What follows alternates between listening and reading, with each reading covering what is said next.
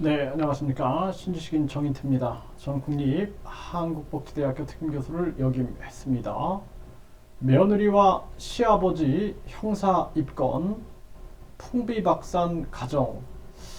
정말 가슴 아픈 일이 아닐 수가 없습니다. 이 사랑의 매라는 것은 사실 꼭 필요한 겁니다. 그런데 지금은 사랑의 매를 들어도 처벌을 받게 되는 거죠. 이 참 심각한 문제인데요. 이 며느리가 손녀들이죠. 그러니까 자식들이죠, 자식들. 네. 그래서 이 엄마는 자녀를 체벌을 했어요. 네. 그래서 어린 자녀를 체벌을 한 친모, 이를 나무라며 며느리를 폭행한 시아버지가 각각 형사 입건됐다라는 것입니다. 뉴시스가 전하고 있고요. 네, 엄마는 자녀 체벌, 시아버지는 체벌 나무라다가 며느리를 폭행했다라는 것입니다. 네, 경기도 수원에서요. 30대 엄마는 아동학대 혐의로, 그리고 며느리를 폭행한 60대 시아버지는 폭행 혐의로 결국에는 입건이 됐다라는 것입니다. 그래서 이 미취학 쌍둥이 자녀 C양과 D양을 다툰다라는 이유로 체벌을 했다라는 것입니다.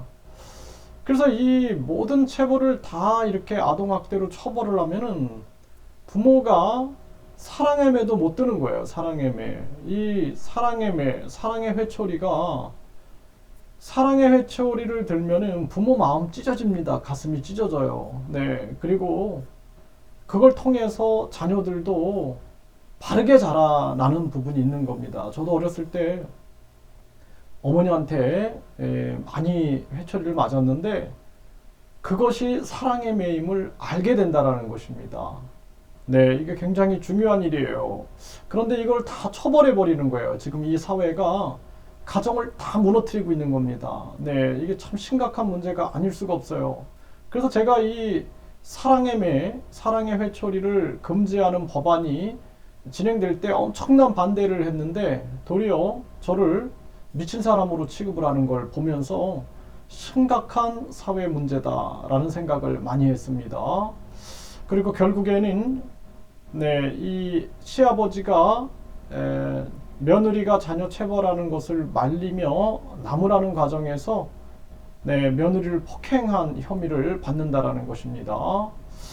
네, 이게 물론 뭐 엄청난 과정이 있었겠죠. 이게 참 심각한 문제가 아닐 수가 없고요. 결국에는 며느리가 시아버지를 신고를 했고 결국에 경찰에게 입건이 된 겁니다. 네, 그리고 결국에는 딸과 또 이 엄마는 분리 조치를 했습니다. 결국에는 딸들과 엄마는 분리 조치 당하고 며느리가 시아버지를 신고해서 시아버지도 또 며느리하고 분리되고 가정이 완전히 풍지박산이 나고 있는 이러한 상황입니다. 그래서 우리나라가 이 가정교육과 학교교육, 사회교육 전반이 다 무너지고 있어요. 이 모든 것이 이 잘못된 소위 자녀를 안 키워본 그런 사람들이 법을 마구 만드는 겁니다. 지금 뭐 교수랍시고 전문가랍시고 결혼도 안 하고 이런 사람들이 결혼도 안 해보고 자녀도 안 키워본 사람들이 법을 막 만들어 가지고 실제를 모르는 거예요. 현실. 자녀를 키우는데 자녀들이 사랑스러운 면도 많지만 인간은 마음속에 악한 마음하고 선한 마음 동시에 가지고 있어요. 그래서 상황에 따라서 때로는 악하기도 하고 때로는 선하기도 한데 마음의 악한 마음을 다스리게 하기 위해서 사랑의 회초리가 너무나 필요한 것입니다. 그런데 이러한 부분들을 무조건 금지시키는 이 사회, 결국에는 뭐 그냥 청소년들이 어른들을 막 때려도 그냥 처벌 안 하는 사회, 이게 뭐 너무나 가슴 아픈 이러한 모습이 아닐 수가 없어요. 네, 그리고 이 사회 전체가 질서를 상실해버린 그러한 모습이다. 안타까움을 금할 수가 없습니다. 이거를 우리가 단순하게 이 엄마가 자녀를 체벌해서 감옥 가야 돼. 이 시아버지는 또 며느리하고 싸우는 과정에서 왜 폭행을 했는지 모르겠지만 뭔가가 있었겠죠. 예, 그래서 며느리가 시아버지를 고발해가지고 시아버지도 감옥에 가야 돼. 뭐 이런 식으로 가정이 풍비박산 나는 것이 과연 누가 좋아할 일인가?